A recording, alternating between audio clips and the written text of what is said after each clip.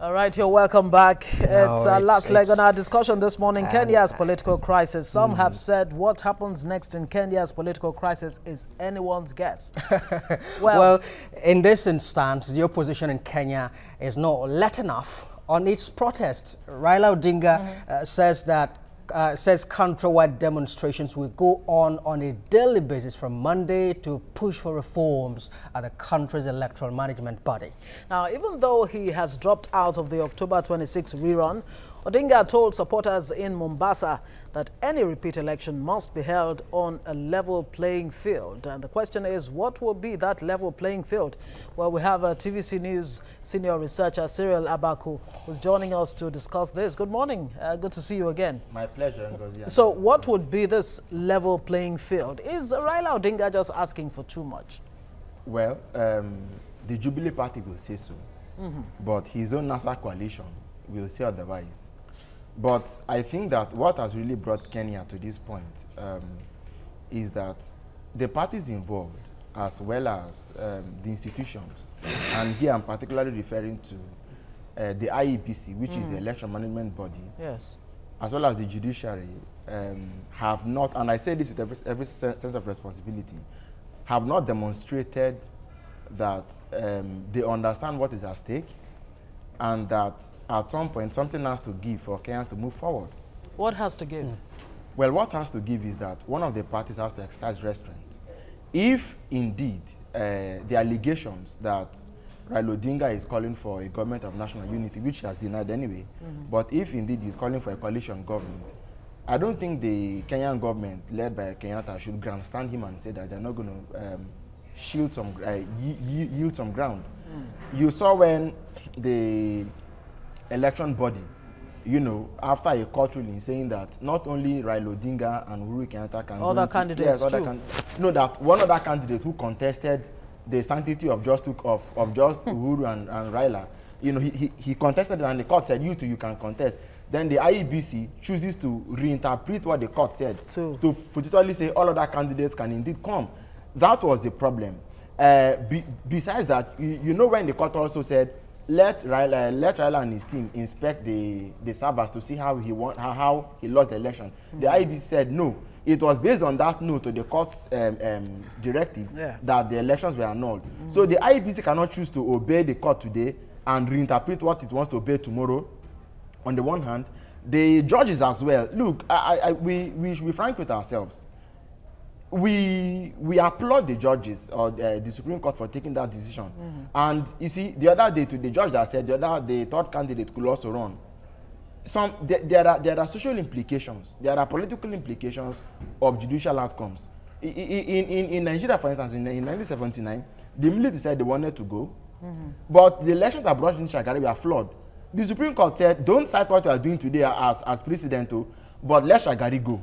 Not because the election was not flawed, not because there were no issues, but for the sake of, you know, I mean, the mood of the nation and everything, let's let him go. And then again, you look at the fact that Raila Odinga himself has said that his only resort are his supporters. And he said he's going to use his supporters to shut down the nation. Right. So everybody is firing from all cylinders. You can't grow democracy that way. All right. Now, well, you can't grow democracy that way, but things have to be done the right way. You must agree as well. Odinga is saying the reforms must take place before he participates in the elections. Do you think this is a possibility with the posture of the government? The earlier reforms Odinga was calling for were not even reforms that President Kenyatta could effect immediately as at that time. Now, you remember that that Parliament some days ago even passed a bill saying that, look, if one party withdrew from an election, the other party could have close to victory. Because Kenyatta has that, you know, he could pull his weight in Parliament. He has also struck from that point. Whereas Odinga is saying that, look, effect this change. Some of the changes that he's calling for have actually been effected. But the IBC, we need to separate what the election management body itself is doing from what Kenyatta as Uhuru's opponent is also doing. That's why I said initially that, look, these four cardinal institutions need to pull their weight and realize that at some point something has to give for Kenya to move forward. But how realistic is it when Odinga says almost every participant in the IEBC, every There is no Election way they official can hold an should be election. removed. There is no way they can hold an election on Odinga's terms. I mean, you need to realize that. Yes. The changes that he was calling, I think the other time, the Wafula Chebukati actually let people like Ezra Chiloba and the rest of them to step down, okay? But the important point is that, you know, in the end, this is not just about Odinga and Kenyatta.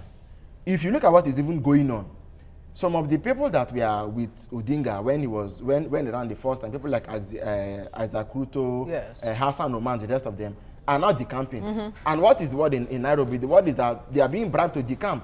His camp is also being depleted. There is it's from what we see on the surface is one thing, but what is going beneath the surface is yet another. And it is those things that go beneath the surface that actually eventually, you know, in the end, dictate or lead to those outcomes. Now, on the one hand, they make it look, it appears, or as Odinga will make it look, it is made to look like a particular section, a particular tribe of the country is being targeted. Already people are being killed.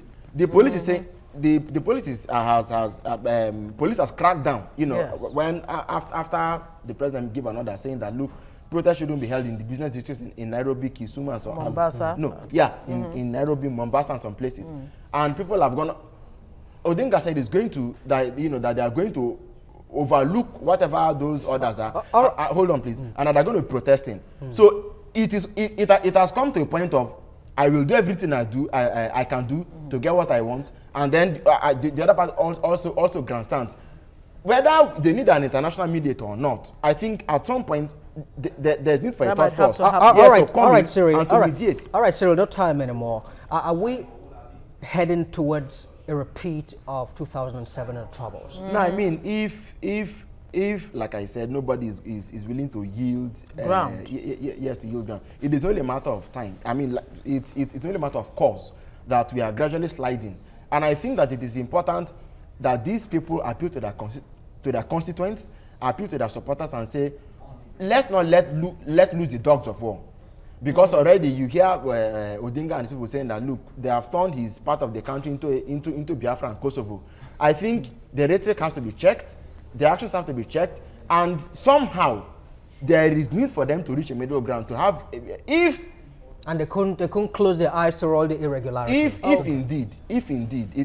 If you talk about rigging, I mean, everybody rigs an election. The best rigger usually wins. But the fact is that all right, we'll have to live with that. It's a sad reality. Cyril Abako, it's a really sad reality that everybody rigs elections, including in Nigeria. All right, let's just leave it there. That's not how to build democracy. Cyril Abako is a senior researcher at TVC. What a way to put it.